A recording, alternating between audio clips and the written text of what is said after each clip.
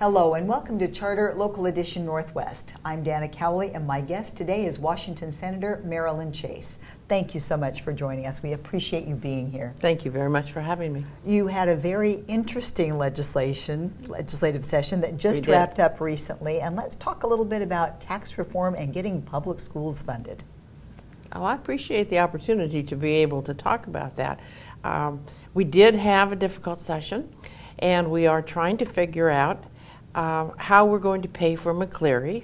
In the middle of the night, we passed a piece of legislation that funds McCleary with property tax increases.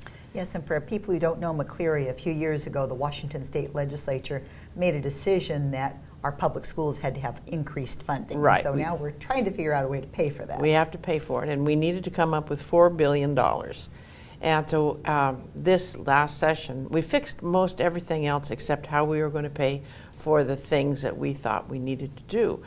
So we passed the property tax. And it's, the interesting thing about tax reform in this state, or tax changes, is we have the most regressive tax system in the entire United States.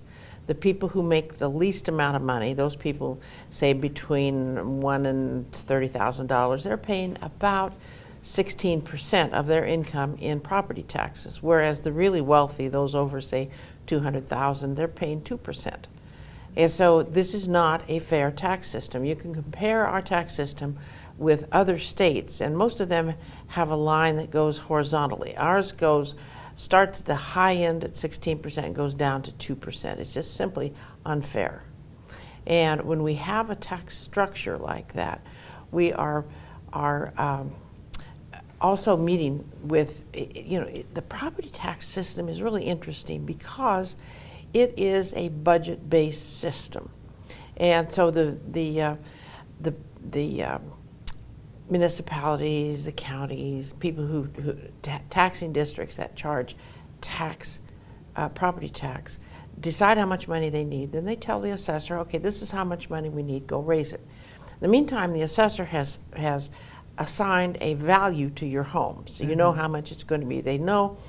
Then they see, okay, we got to raise this much, and they divide it and they get the rate. How much do we have to charge each individual home in taxes? And so they do, and so your taxes are going to go up. And we have a lot of people. Our district or our state is blessed with economic bounty, and the value of our homes are increasing immensely.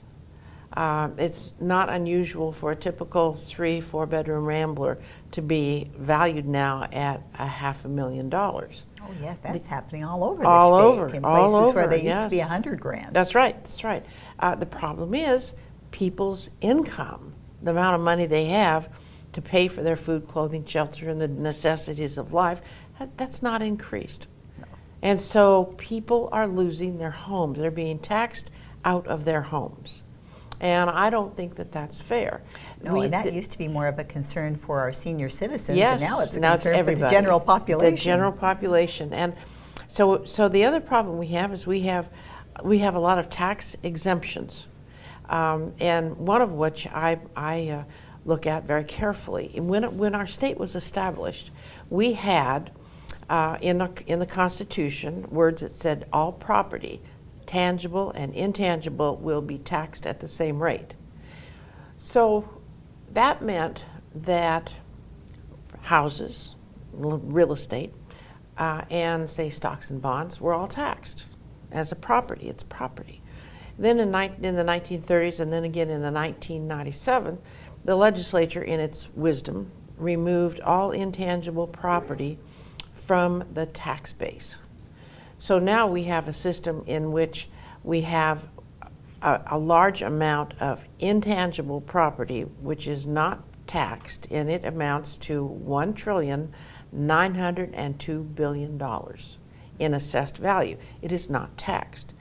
And then we have a property tax system which every time either a local jurisdiction or the state gives a property tax exemption, usually it's a B&O tax or for businesses, you end up with a smaller tax base And believe it or not only does the state give tax exemptions, the local governments give tax exemptions. Oh, that's true. Yeah, and so you have a smaller tax base.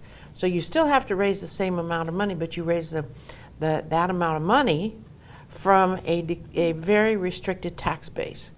And so your taxes go up. Well, we only Just have goes time up. for one quick question. Yes. What do you think is the best solution then to get this funding? I think an income tax is the best solution. It's a fair tax. And I think that we need to do away, I believe we should do away with the big business and occupation tax. We need our businesses to be able to compete, not only domestically but internationally. And I don't think we need a B&O tax. But I think that we should have a tax on income. We don't tax, for example, the personal income that people receive from their stocks and bonds. Not only do they not pay property tax on owning stocks and bonds, they don't pay a business tax or a capital gains tax on the revenue that they get. So you still have people who are earning a living, who are in what they call the major portion of our income in the state, declining at a faster rate than the intangible property, the stocks and bonds, the value of the stocks and bonds increases. So you've got a declining rate of personal income paying all of the taxes, from the property tax and the other taxes that are levied against them. It's not fair. Thank you so much for being here, and thank you for your work in this session. Well, thank you. I appreciate you joining us on the show, and we thank you for watching. I'm Dana Cowley, and this is Charter Local Edition Northwest.